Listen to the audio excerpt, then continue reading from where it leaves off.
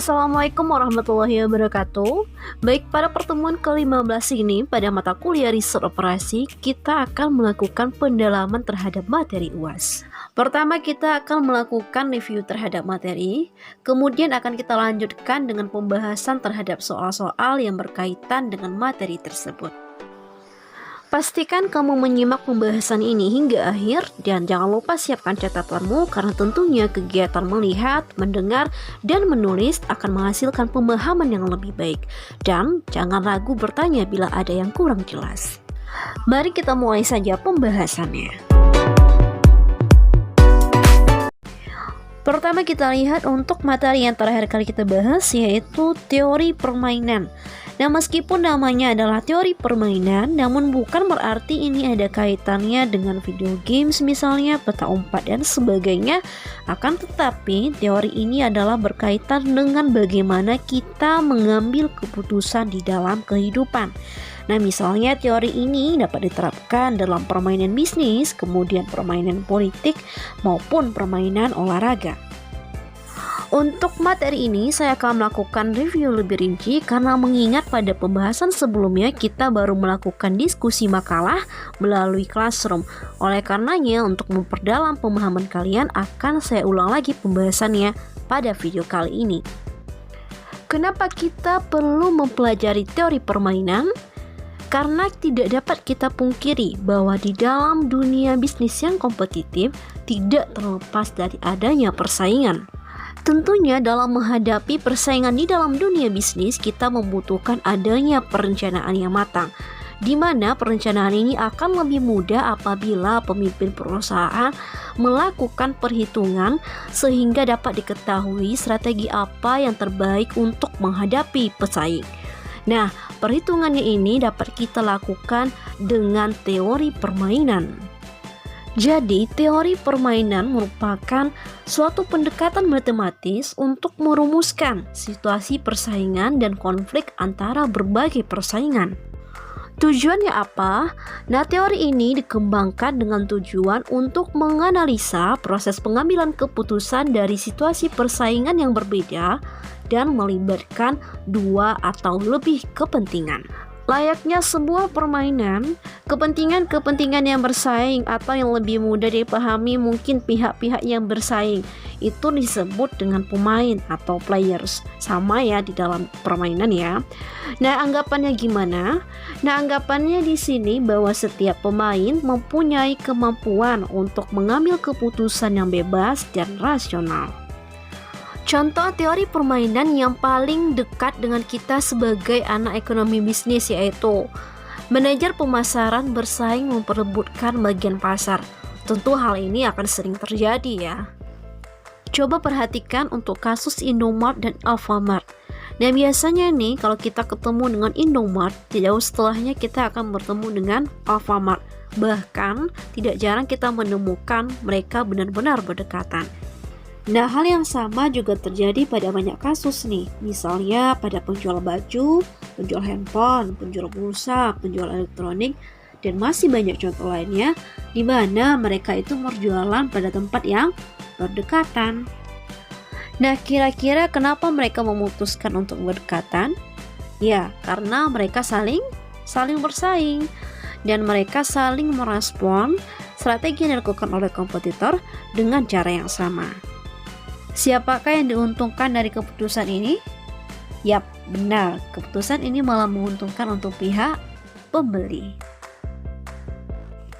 Selanjutnya kita coba lihat untuk segi manfaat teori permainan. Nah, yang pertama, mengembangkan suatu kerangka untuk menganalisa pengambilan keputusan, baik itu dalam situasi persaingan ataupun dalam kerjasama. Nah, yang kedua yaitu untuk menguraikan metode kuantitatif yang sistemik, tentunya bagi pemain yang terlibat dalam persaingan sehingga dapat memilih strategi dalam mencapai tujuan. Dan yang ketiga yaitu untuk memberikan gambaran dan penjelasan terhadap fenomena situasi persaingan atau konflik seperti tawar-menawar dan perumusan koalisi. Nah, sekarang kita coba simpulkan apa sih sebenarnya tujuan dari teori permainan. Nah, tujuan dari teori permainan adalah untuk mengidentifikasi strategi yang paling optimal. Karena sebagaimana kita bahas sebelumnya bahwa dalam dunia bisnis akan banyak sekali persaingan dan tentunya kita membutuhkan strategi yang paling optimal. Pembahasan selanjutnya kita lihat dari model teori permainan. Nah, model teori permainan ini bisa berdasarkan beberapa kategori. Kategori pertama yaitu berdasarkan jumlah pemainnya ya. Berarti kalau berdasarkan jumlah pemain, artinya bisa nggak mungkin satu ya, nggak mungkin satu. Kalau satu nggak bersaing namanya ya. Berarti bisa jadi 2 pemain kah, 3 pemain kah, dan seterusnya.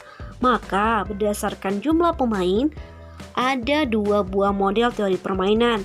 Yang pertama itu 2 pemain, berarti memang ada 2 orang pemainnya. Dan yang kedua itu n pemain, artinya itu bisa 3 pemain, 4 pemain, atau 5 pemain, dan seterusnya. Oke ya, paham? Nah, kategori yang kedua itu berdasarkan jumlah keuntungan dan kerugian. Nah, kita nih sebagai ekonomi bisnis nggak bakal jauh-jauh dari hitungan keuntungan dan kerugian. Maka berdasarkan jumlah keuntungan dan kerugian juga ada 2 model nih.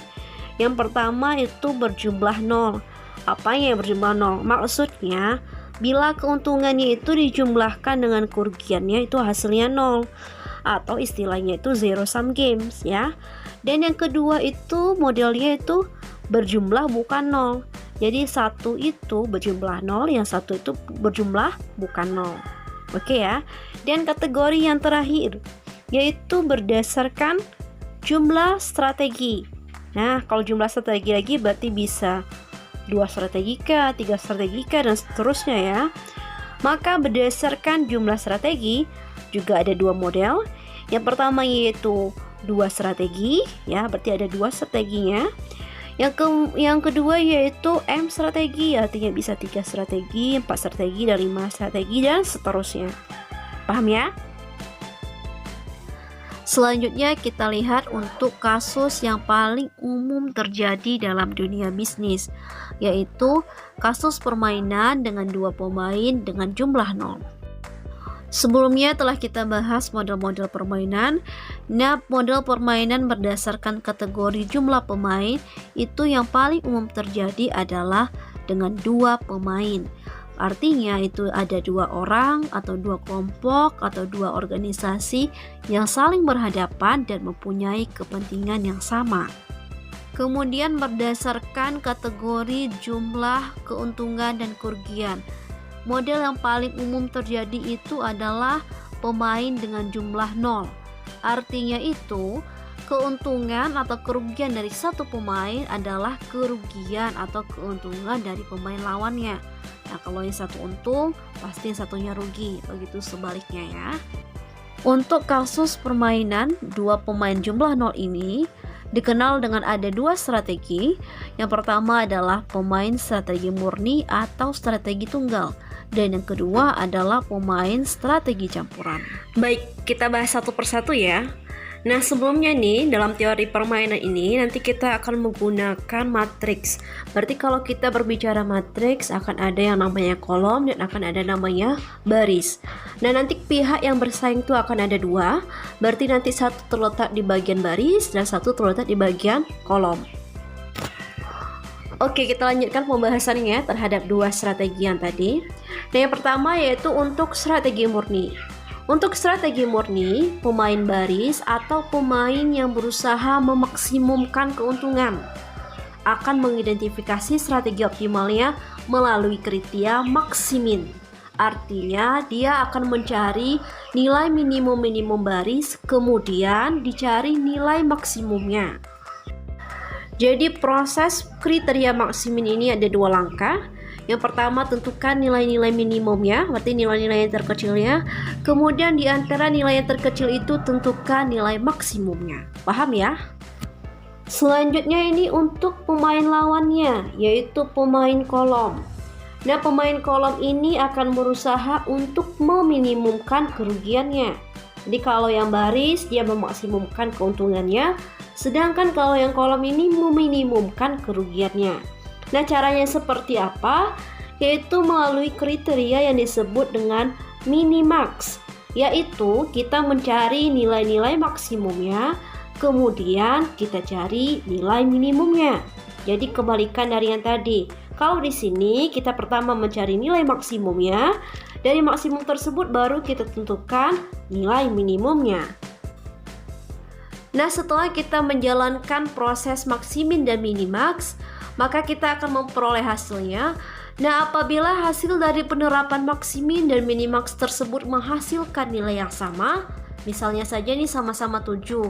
Nah, itu artinya permainan kita telah berakhir atau titik equilibriumnya telah tercapai. Dan titik inilah yang disebut dengan titik pelana atau saddle point. Gimana? Terbayang nggak langkahnya? Belum ya? Mungkin karena masih teori ya. Nah, namun Ibu yakin nanti kalian setelah melihat pembahasan soalnya, kalian akan suka tentang strategi murni. Nah, kita lanjutkan untuk strategi yang kedua. Nah, tadi kan strateginya ada 2 nih. Yang pertama udah kita bahas strategi murni, yang kedua tadi apa? Ya, benar, strategi campuran.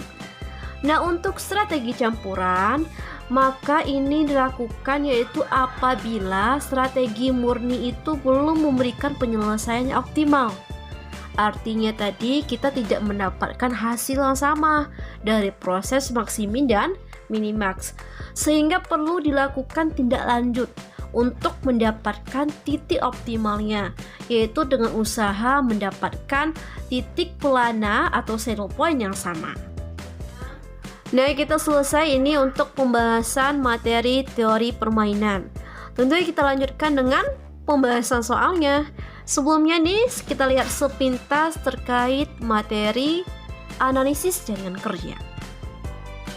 Nah, tenang ya, untuk pembahasan materi analisis jaringan kerja kita hanya melakukan review singkat karena pembahasan sebelumnya kita sudah cukup dalam. Jadi sepertinya kalian sudah banyak memahami tentang analisis jaringan kerja, tapi perlu kita bahas sekilas saja. Oke ya. Nah, untuk analisis jaringan kerja itu berkaitan erat dengan manajemen proyek, di mana tujuannya yaitu agar perencanaan dan pengawasan semua aktivitas dalam proyek tersebut dapat dilakukan secara sistematis sehingga akan diperoleh efisiensi kerja. Tentunya kalian akan sangat mudah mengenali apakah masalah tersebut termasuk ke dalam analisis jaringan kerja atau tidak, yaitu dengan memperhatikan apakah masalah tersebut membahas suatu proyek tertentu, di mana akan diberikan sebuah data, aktivitasnya seperti apa saja, kemudian pendahulunya bagaimana, dan waktu pengerjaannya berapa lama, begitu ya. Nah, biasanya hal yang paling umum dipertanyakan untuk masalah analisis jaringan kerja itu adalah yang pertama, bagaimanakah bentuk jaringan kerjanya, kemudian yang kedua, bagaimanakah jalur kritisnya. Selanjutnya coba kita ingat lagi nih, ada berapa jeniskah jaringan kerja? Yap, oke, ada 2 jenis jaringan kerja. Yang pertama itu adalah CPM dan yang kedua itu adalah PERT. Masih ingat nggak beda keduanya? Oke, mari kita coba ingat lagi ya. Untuk CPM, itu taksiran waktu untuk setiap kegiatan adalah tunggal. Artinya hanya ada satu taksiran waktu untuk satu kegiatan. Jadi tidak akan ada istilahnya waktu tercepatkah, waktu terlama, ataupun waktu normal. Mari perhatikan contoh CPM berikut ini. Nah, untuk proyek ini coba kita perhatikan bahwa hanya ada satu kolom waktu, artinya hanya ada taksiran waktu tunggal, maka cocoknya ini adalah CPM. Sedangkan pada PERT itu terdiri atas 3 estimasi waktu untuk tiap kegiatan. Jadi akan ada 3 buah kolom, yaitu waktu tercepat, waktu normal, dan waktu terlama. Mari kita perhatikan contoh berikut ini. Nah, pada proyek X ini kita lihat bahwa setiap kegiatan memiliki 3 taksiran waktu, yaitu tercepat, normal, dan terlama. Jadi ada 3 buah kolom. Artinya memang benar ini cocok dikerjakan dengan PERT. Baiklah, kita sudahi pembahasan materinya dan kita lihat contoh soal-soal yang berkaitan dengan materi UAS. Baik, kita lanjutkan pada pembahasan soalnya. Sebelumnya mari kita kenali masalah-masalah yang akan kita bahas. Kita lihat apakah masalah tersebut masuk ke dalam konteks teori permainan kah atau masuk ke dalam konteks analisis jaringan kerja. Oke, kita lihat untuk yang pertama. Mari kita lihat sekilas. Dua perusahaan bersaing. Kemudian lanjutannya ada juga disebutkan perusahaan A mengandalkan 3 strategi. Kemudian perusahaan B mengandalkan 4 strategi. Kemudian ada matriks payoff-nya. Nah, berarti ini konteksnya adalah konteks teori permainan. Paham ya? Karena ini ada pihak yang bersaingnya, kemudian ada beberapa strateginya, dan ada matriks payoff-nya. Oke, kita lihat untuk masalah yang kedua ya. Nah, untuk masalah yang kedua kita coba baca sekilas. Dua perusahaan bersaing. Perusahaan X mengandalkan 3 strategi dan perusahaan Y mengandalkan 3 strategi. Kemudian juga ada matriks payoff-nya. Berarti sama dengan masalah yang pertama. Ini masuk ke dalam konteks teori permainan. Nah, kita lihat nanti apakah yang nomor 2 ini strategi campuran kah atau strategi murnika. Nah, nanti bisa kita ketahui dia strategi campurannya atau strategi murninya setelah kita mulai menyelesaikan masalahnya. Oke ya. Kita lanjutkan untuk masalah yang ketiga. Masalah yang ketiga, kita lihat sekilas. Di sini ada sebuah data, kemudian di atasnya disebutkan sebuah pabrik kimia akan dibangun. Berarti ini adalah sebuah proyek. Nah, kalau berkaitan dengan proyek, nah di mana di sini ada tabel kegiatannya, kegiatan pendahulunya, waktu aktivitasnya, berarti ini berkaitan dengan manajemen proyek, maka konteksnya adalah konteks analisis jaringan kerja. Oke, kita perhatikan apakah dia CPM atau per. Kita lihat di waktunya. Jadi kolom waktunya cuma satu. Jadi tidak ada istilah waktu tercepat, waktu normal, waktu terlama, namun hanya ada satu kolom waktu tunggal. Artinya dia masuk ke dalam CPM. Oke, kita lihat untuk selanjutnya. Nah, masalah yang keempat ini juga sepertinya adalah masalah proyek. Karena disebutkan ini adalah suatu proyek yang dimana datanya di sini ada aktivitasnya apa saja, pendahulunya bagaimana. Kemudian ada 3 kolom waktu nih, ada waktu tercepatnya, waktu normalnya, waktu terlamanya. Berarti kalau berdasarkan kolom waktu yang ada, berarti ini termasuk dalam per ya, karena ada 3 buah kolom waktunya. Paham ya? Nah, baik, kita akan bahas satu persatu. Kita mulai dari soal nomor 1. Baik, kita mulai pembahasannya. Kita mulai dari nomor 1. Ya, tadi kita ketahui bahwa konteks untuk masalah pertama itu adalah masuk konteks teori permainan. Pertama, sebelum kita mulai ke langkah penyelesaiannya, kita pahami untuk matriks payoff-nya. Jadi kita akan menggunakan matriks. Ingat kalau dalam matriks itu akan ada yang namanya kolom dan akan ada yang namanya baris. Nah, kalau untuk yang baris berarti yang mendatar ya. Misalnya itu dari kiri ke kanan atau kanan ke kiri lah ya, sama saja. Yang penting dia mendatar. Nah, berarti di sini yang baris itu adalah perusahaan A. Jadi dia juga disebut dengan pemain baris. Dengan strateginya itu ada 3. Undian, hadiah, dan diskon. Sedangkan untuk saingannya itu adalah perusahaan B. Nah, perusahaan B ini mengandalkan 4 strategi. Undian, hadiah, diskon, dan kupon. Ya, dia juga disebut dengan pemain kolom ya, karena dia berada pada kolom. Oke ya, paham ya? Jadi kalau kolom itu yang tegak, baris itu yang mendatar. Nah, selanjutnya kita coba pahami apa sih maksud angka-angka ini. Nah, payoff itu artinya nilai hasil.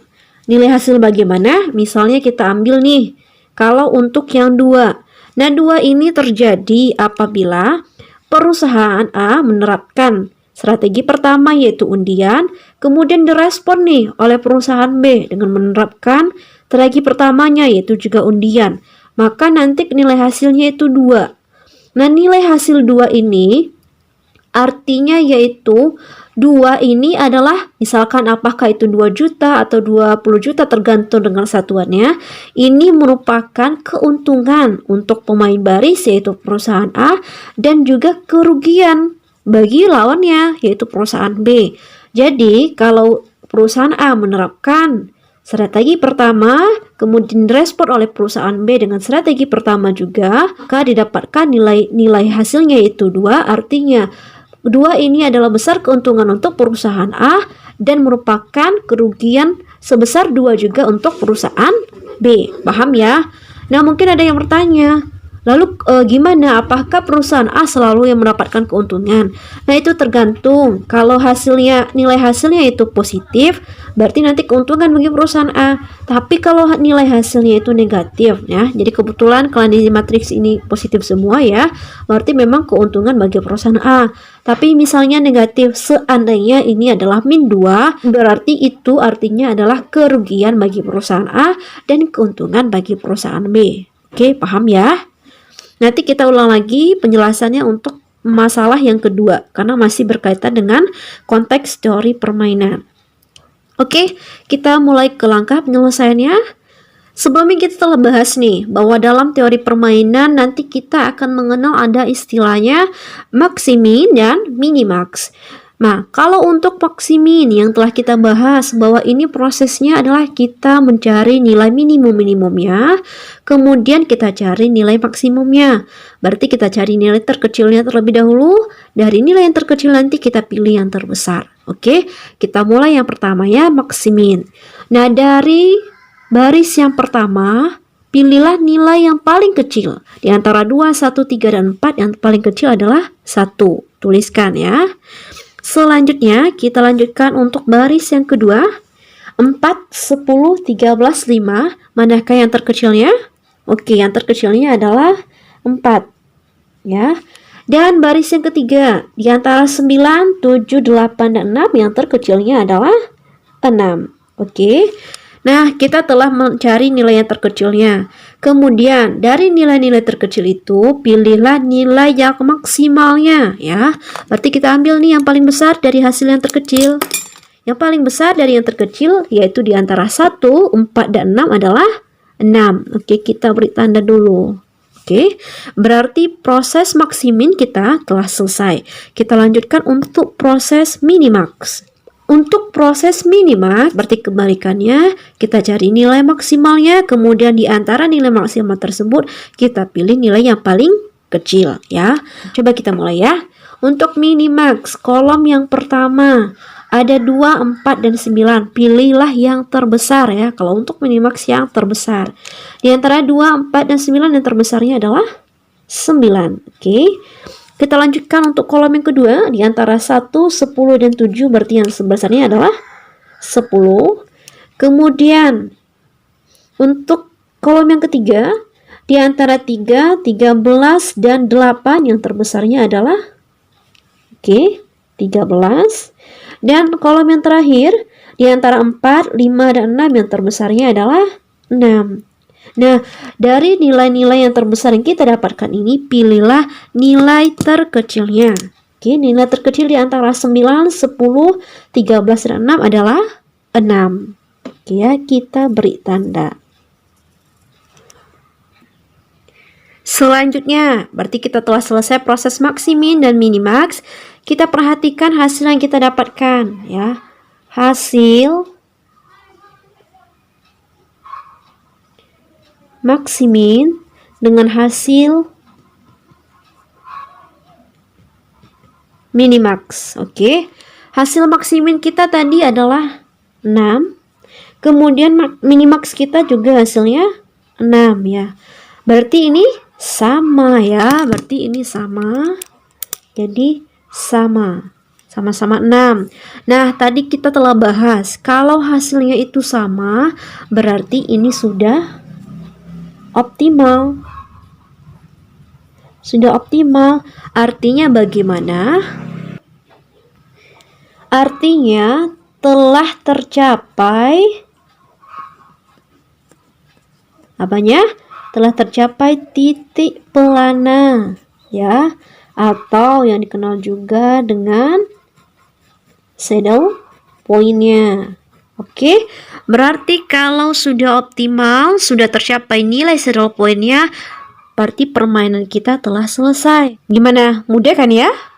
Cuma beberapa langkah sudah selesai ya. Nah, kalau hasilnya seperti ini, di mana hasil maksimin dan minimaxnya itu sama, maka ini dinamakan strategi tunggal atau strategi murni atau pure strategi. Sekarang kita tinggal menyimpulkan karena permainan kita telah selesai. Jadi kesimpulan yang kita dapatkan dari hasil kita ini adalah meskipun perusahaan A tadi menginginkan keuntungan yang lebih besar, tetapi tetap hanya akan maksimal keuntungannya sebesar nilai hasil yang kita dapatkan, yaitu 6. Apakah 6 juta tergantung dari satuannya ya, nanti tergantung satuannya, yaitu maksimalnya keuntungannya adalah sebesar 6.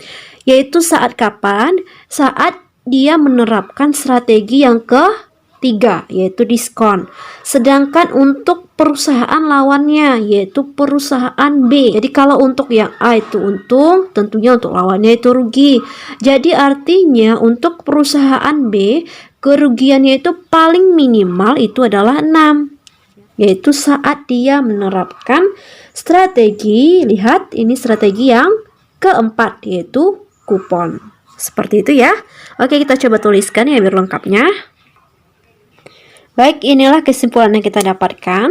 Meskipun A menginginkan keuntungan yang lebih besar, tetapi hanya akan tetap memperoleh keuntungan maksimalnya yaitu sebesar 6, yaitu saat dia menerapkan strategi yang ketiga, diskon. Demikian juga untuk perusahaan B, kerugian yang paling minimal adalah sebesar 6, yaitu apabila dia merespon strategi A itu dengan menerapkan strategi yang keempat, yaitu kupon. Oke, paham ya?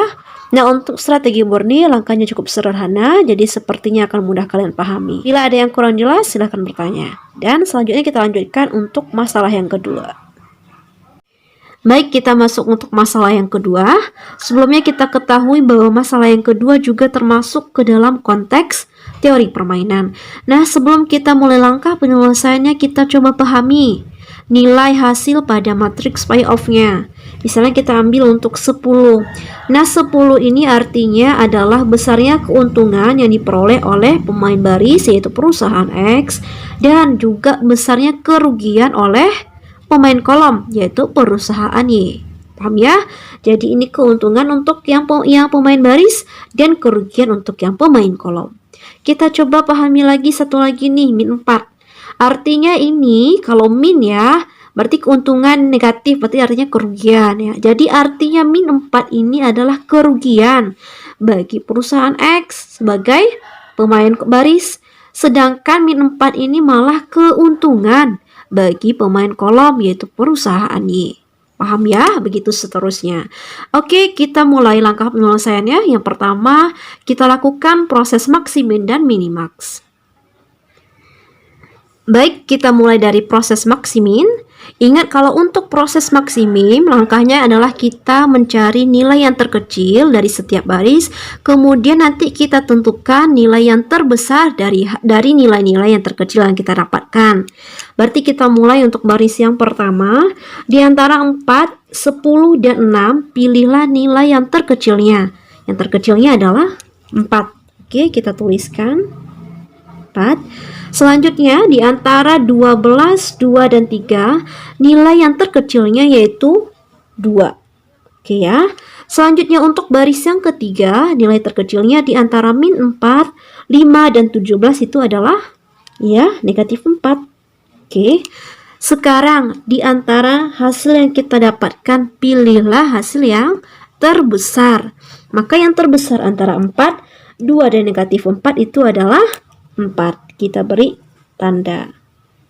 Oke, berarti proses untuk maksimin telah selesai. Kita lanjutkan untuk proses minimaxnya. Nah, untuk proses minimaxnya malah kita menentukan nilai yang terbesarnya. Kemudian dari nilai yang terbesar tersebut barulah kita pilih nilai yang terkecilnya. Baik, kita mulai dari kolom pertama. Di antara 4, 12, dan min 4, manakah nilai yang terbesarnya? Oke, 12 ya, kita tuliskan.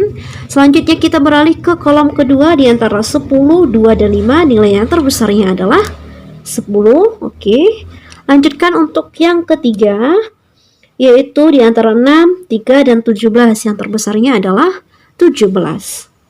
Oke, dari nilai yang terbesar kita dapatkan, pilihlah nilai yang terkecilnya. Nilai terkecilnya yaitu adalah 10. Kita beri tanda, berarti proses maksimin dan minimax kita telah selesai. Kita lanjutkan ke langkah selanjutnya. Baik, dari hasil maksimin yang kita dapatkan dan dari hasil minimax yang kita dapatkan, kita coba perhatikan bahwa hasil maksiminnya tadi kita dapatkan adalah 4 dan hasil minimaxnya adalah 10. Nah, gimana? Apakah dia sama? Jadi kita dapatkan bahwa hasil maksimin dan hasil minimaxnya itu tidak sama ya. Aduh. Ya, jadi 4 tentunya tidak sama dengan 10 ya. Nah, ini artinya permainan kita belum berakhir karena titik saddle-nya itu belum tercapai. Ya, kita buatkan. Ini artinya saddle point-nya atau titik pelananya itu belum tercapai. Nah, jika didapatkan hal seperti ini, maka inilah yang kita sebut dengan strategi campuran. Berarti pekerjaan kita belum selesai. Nah, karena saddle point-nya belum tercapai, berarti kita masih membutuhkan langkah selanjutnya. Apa langkah selanjutnya? Yaitu kita menghilangkan strategi yang menghasilkan keuntungan dan kerugian terburuk. Baik itu bagi perusahaan X dan bagi perusahaan Y. Ya, kita lihat ini. Kita lihat lagi nilai hasilnya. Nah, cara melihat yang manakah strategi yang akan kita hilangkan. Untuk perusahaan X, carilah tentunya yang paling merugikan strateginya. Begitu juga untuk perusahaan Y. Pilihlah di antara ketiga strategi ini yang paling merugikan untuk perusahaan Y. Kita mulai nih dari perusahaan X. Nah, perusahaan X ada 3 strateginya. Kita lihat yang paling merugikan tentunya yang ada nilai negatifnya. Kalau ada nilai negatifnya, artinya ini malah kerugian bagi perusahaan X. Berarti yang paling merugikan adalah yang berada pada strategi yang ketiga, yaitu harga mahal ya. Selanjutnya untuk yang perusahaan Y, kita pilihlah yang manakah yang paling merugikan untuk perusahaan Y. Nah, kalau perusahaan Y, kita pilih nilai yang terbesar positif. Kenapa demikian? Karena artinya itu merupakan kerugian bagi perusahaan Y. Ya, kalau untuk perusahaan X dia sukanya nilai yang besar, nilai positif terbesar. Sedangkan untuk perusahaan Y dia malah menghilangkan sebaiknya malah nilai yang positif terbesar, yaitu 17. Karena artinya 17 ini adalah besarnya keuntungan untuk perusahaan X, akan tetapi besarnya kerugian untuk perusahaan Y. Jadi kerugian terbesar adalah yang 17. Oke. Kita hilangkan ya, biar jelas kita coret saja. Jadi untuk perusahaan X tadi adalah harga mahal, itu strategi yang ketiga. Oke, kita coret. Kita hilangkan. Nah, kemudian untuk perusahaan Y yang 17 di mana? Berada pada strategi yang ketiga. Oke, berarti juga strategi ketiga. Nah, sekarang perhatikan sisanya. Oke, kita buat lagi sisanya ya. Jadi setelah menghilangkan strategi terburuk untuk tiap perusahaan, maka diperoleh kombinasi seperti ini. Jadi sekarang masing-masing perusahaan cuma memiliki tersisa 2 strategi. Selanjutnya langkahnya yaitu dengan memberikan nilai probabilitas terhadap kemungkinan yang digunakan kedua strategi bagi masing-masing perusahaan. Jadi untuk perusahaan X, bila kemungkinannya keberhasilan penggunaan strategi yang pertama itu sebesar P. Jadi kita berikan probabilitasnya itu P. Ya, kita tuliskan P. Sedangkan untuk strategi yang kedua tentunya 1 dikurang P ya. Probabilitas itu artinya kemungkinan. Nah, kalau kemungkinan atau peluang itu kan paling besar itu 1. Jadi kalau 1P berarti 1 lagi 1 kurang P. Jadi kalau dijumlahkan itu adalah hasilnya 1 ya. Karena P ditambah 1 dikurang P itu kan 1 ya. Nah, kalau kalian kurang paham, jadi mudahnya ini satu strategi tertinggal itu P, dan satu lagi itu 1 kurang P. Nah, begitu juga untuk pemain lawannya, yaitu perusahaan Y. Bila kemungkinan keberhasilan penggunaan strategi pertama itu adalah Q, jadi kita pakai Q karena tadi kita pakai P, kita pakai Q, maka untuk penggunaan strategi yang kedua itu kemungkinan keberhasilannya adalah 1 dikurang Q ya. Boleh kalian memakai yang lain, boleh pakai M dengan N, boleh, terserah, itu tidak ada patokannya. Nah, langkah selanjutnya yaitu kita mencari besaran probabilitas setiap strategi untuk menentukan titik pelana atau saddle point yang optimal. Karena tadi kan belum optimal, maka langkah kita seperti ini selanjutnya ya. Nah, kita perhatikan untuk perusahaan X. Tadi perusahaan X itu memiliki dua strategi, S1 dan S2, kemudian direspon oleh perusahaan Y dengan dua strategi juga, S1 dan S2. Maka untuk yang pertama, nah bila strategi X direspon oleh yang Y, perusahaan Y, dengan strateginya yang pertama, maka yang terjadi adalah, berarti perhatikan, kalau yang X ya direspon oleh perusahaan ini dengan yang pertama, strategi pertama, berarti perhatikan yang kolom strategi yang pertama. Oke, kita kalikan dengan yang kita tambahkan tadi, berarti ini 4 dikali P, kemudian ini 12 dikali 1 dikurang P. Oke, selengkapnya kita tuliskan. Berarti 4 kali P, kemudian tentunya dijumlahkan dengan 12 dikali dengan 1 dikurang P. 1 dikurang P. Kita selesaikan. 4 dikali P berarti 4P, kemudian ini jangan lupa kalikan ke dalam. Berarti 12 dikali 1 itu 12, kemudian jangan lupa positif dikali negatif itu negatif. Berarti 12 dikali P itu adalah 12P. Oke, bisa kita sederhanakan lagi. Berarti ini positifnya kita kedepankan boleh. Kemudian 4P dikurang 12P berarti min 8P. Oke. Berarti selesai. Kita lanjutkan untuk strategi X bila diresponi dengan yang strategi satu lagi, yaitu strategi yang kedua. Berarti perhatikan kolom strategi yang kedua. Ya, angkanya 10 dan 2. Angkanya seperti yang tadi, kalikan 10 dengan P, kemudian jumlahkan dengan 2 dikali 1 kurang P. Selengkapnya kita tuliskan. 10 kali P ditambah 2 dikali dengan 1 kurang P. Kita selesaikan. Berarti ini 10P ditambah, kalikan lagi ke dalam ya. 2 dikali 1 berarti 2. Kemudian ini negatif, positif kali negatif kan negatif ya. Kemudian 2 dikali P berarti 2P. Oke. Jadi ini hasilnya, kalau angka kita buat terlebih dahulu, misalkan hasilnya 2 kita buat terlebih dahulu boleh. Kemudian 10P dikurang 2P berarti 8P. Oke ya. Sekarang kita gabungkan antara dua hasil ini. Gabungkan.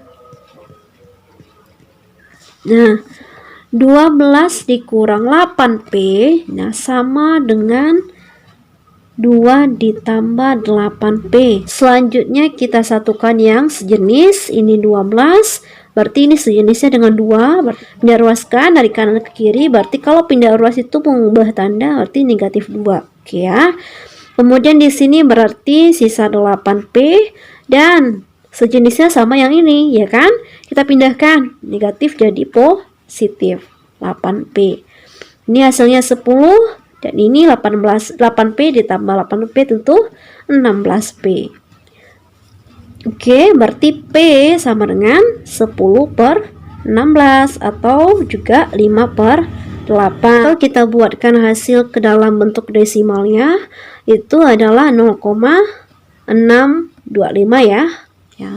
Oke, kita lanjutkan. Nah, setelah didapatkan hasil P-nya, sekarang kita substitusikan hasil P ini ke dalam persamaan kita. Nah, biar lebih mudah kita beri ini persamaan pertama, ya. Dan ini persamaan yang kedua, kita substitusikan nilai P-nya. Kita tuliskan, substitusikan nilai P pada persamaan 1 dan 2. Kalau yang pertama adalah 12 dikurang 8P. Tuliskan 12 dikurang 8P. Oke. T 12 dikurang 8 dikali 0,625. 12, 8 dikali dengan 0,625 itu hasilnya adalah, berarti ini 12,5 dikali 4, berarti 5 ya. 5, jadi 7. Oke. Ini yang pertama, kita coba substitusikan yang kedua. Persamaannya adalah 2 ditambah 8P. Kita substitusikan untuk persamaan yang kedua, yaitu 2 ditambah 8P, berarti 2 ditambah 8 dikali 0,625. Oke ya. Berarti ini 2 ditambah 5, 7. Nah, sekarang sudah sama ya. Sudah sama-sama 7 ya. Karena mengingat hasilnya sudah sama 7, maka itu artinya, kita coba tuliskan biar lebih jelas, yaitu artinya keuntungan yang diharapkan sama-sama sudah sama, yaitu 7. Nah, ini berarti sudah memberikan peningkatan sebesar 3. Kenapa 3? Karena mengingat keuntungan X sebelumnya hanya 4. Dimana kita lihat pada langkah maksimin kita tadi. Nah, nih maksimin kita tadi keuntungannya cuma 4, ya kan? Nah, sekarang keuntungannya 7, artinya peningkatannya 3. Oke, kita lanjutkan. Nah, selanjutnya kita perhatikan untuk pemain lawan, yaitu perusahaan Y. Nah, bila strategi Y direspon oleh X dengan S1, maka apa yang terjadi? Begitu juga nanti bila strategi Y direspon oleh X dengan S2. Kita lihat lagi kombinasi yang kita dapatkan terakhir kali ya. Ini. Nah, kalau direspon dengan strategi yang pertama, berarti angkanya yang 4 dan 10. Kalikan dengan Q dan 1 dikurang Q. Berarti kalau strategi pertama 4 dikali Q ditambahkan dengan 10 dikali 1 kurang Q. Selengkapnya kita tulis ya. Berarti kalau strategi pertama tadi 4 kali Q ditambah 10 kali 1 kurang Q. 4 dikali Q, Q ditambah 10 dikurang 1 dikali 1 kurang Q. Kita selesaikan, berarti ini 4 Q ditambah kalikan 10 kali 1 itu 10, kemudian positif kali negatif itu negatif, 10 kali Q berarti 10 Q. Oke, kita tuliskan, jadi hasilnya adalah 10, 4 Q dikurang 10 Q itu adalah negatif 6 Q. Oke, kita lanjutkan untuk strategi Y bila direspon dengan strategi yang kedua. Berarti kita perhatikan adalah baris yang kedua, 12 dan 2. Kita tuliskan berarti ini 12 dikali Q ditambah dengan 2 dikali 1 kurang Q. Nah, kita selesaikan, ini 12 Q ditambah 2 dikurang 2 Q. Nah, ini artinya 2 kemudian 10 Q, 12 Q dikurang dengan 2 Q. Jadi yang kita selesaikan itu apabila dia sejenis ya. Boleh nggak kita tulisnya itu 10 Q terlebih dahulu, kita ngurangkan 12 Q dengan 2 Q, jadi 12 Q dikurang 2 Q, 10 Q ditambah 2 sama saja ya, jadi 2 ditambah 10 Q itu sama artinya bila kalian menuliskan 10 Q ditambah 2. Selanjutnya kita gabungkan. Oke, atau eliminasi. Nah, kita tuliskan gabungkan aja ya, sama artinya dengan eliminasi. Kita gabungkan keduanya ini, 10 dikurang 6 Q sama dengan 2 ditambah 10 Q. Oke, kita Kita selesaikan dengan memindah ruaskan yang sama, yang sejenis 10, sejenisnya dengan 2. Di 10, yang 2 ini pindah ruas jadi negatif 2. Oke. Kemudian di sini 10Q, dan ini pindah ruasnya malah jadinya positif 6Q. Nah, ini 8 dan ini hasilnya adalah 16Q. Jadi Q sama dengan 8 per 16. Oke, kita sederhanakan. 8 per 16 itu kan sama dengan setengah ya, berarti 0,5. Nah, setelah kita dapatkan nilai Q-nya, berarti halnya sama kita lakukan seperti yang tadi, substitusikan. Nah, ini kan substitusikan nilai P, sekarang kita substitusikan nilai Q. Substitusikan nilai Q ke persamaan. Nah, kita beri deh tanda persamaannya berjelas. Persamaan yang ini ya, persamaan yang Q. Berarti ini yang ketiga, kemudian ini persamaan yang keempat. Persamaan 3 dan 4. Kita mulai dari yang ketiga, itu 10 dikurang 6Q. Berarti 10 dikurang 6 dikali setengah. Di 10, 6 dikali setengah itu 3, berarti dapat 7. Kemudian persamaan yang keempat ya. Yang keempat itu adalah 2 ditambah 10Q. 2 ditambah 10Q. Kita substitusikan hasilnya, berarti ini adalah 2 ditambah 10 dikali 0,5. Berarti ini 2, 10 kali 0,5 tentunya 5, jadi 7. Nah, kita lihat lagi hasilnya sama enggak? Ternyata hasilnya itu sama ya. Sama, sudah sama berarti kita simpulkan. Nah, karena hasilnya telah sama, sama-sama 7, kita bisa dapat kesimpulan, yaitu kita coba tuliskan kerugian minimal yang diharapkan sama yaitu 7, dimana pada proses minimax, kerugian minimal tadi 10. Dimana lihatnya? Coba lihat lagi langkah sebelumnya nih. Nah, proses minimax kita tadi dapatnya malah kerugiannya minimal 10. Nah, sekarang kerugian minimalnya malah 7. Artinya, strategi Y ini bisa menurunkan kerugiannya sebesar 3. Jadi, awalnya 10 ruginya, sekarang 7, berarti telah turun 3. Oke ya. Maka, pekerjaan kita sudah selesai karena kita telah menemukan titik saddle-nya. Tadi kita dapatkan pada perusahaan X itu 7 dan pada perusahaan Y juga 7. Dapat kita tarik kesimpulan akhirnya bahwa strategi campuran memberikan titik pelana atau saddle point-nya itu sebesar 7. Nah, nilai tersebut memberikan peningkatan yaitu terhadap keuntungan bagi X yaitu sebesar 3 dan penurunan kerugian bagi Y juga sebesar 3. Oke? Oh ya, bila ada yang bertanya ya, ini titik 3 ini artinya jadi. Jadi ini adalah simbol jadi dalam matematika. Oke?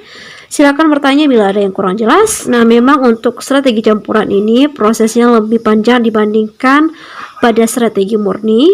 Jadi, untuk lebih mudah dipahami, bila ada yang kurang jelas, kalian coba putar ulang. Dan tentunya bila kalian tuliskan, mungkin akan lebih membantu dalam pemahaman kalian. Dan jangan ragu bertanya bila ada yang kurang jelas. Kita lanjut ke pembahasan selanjutnya. Nah, untuk soal analisis jaringan kerja, silakan kalian coba terlebih dahulu ya. Dan sampai ketemu pada video selanjutnya.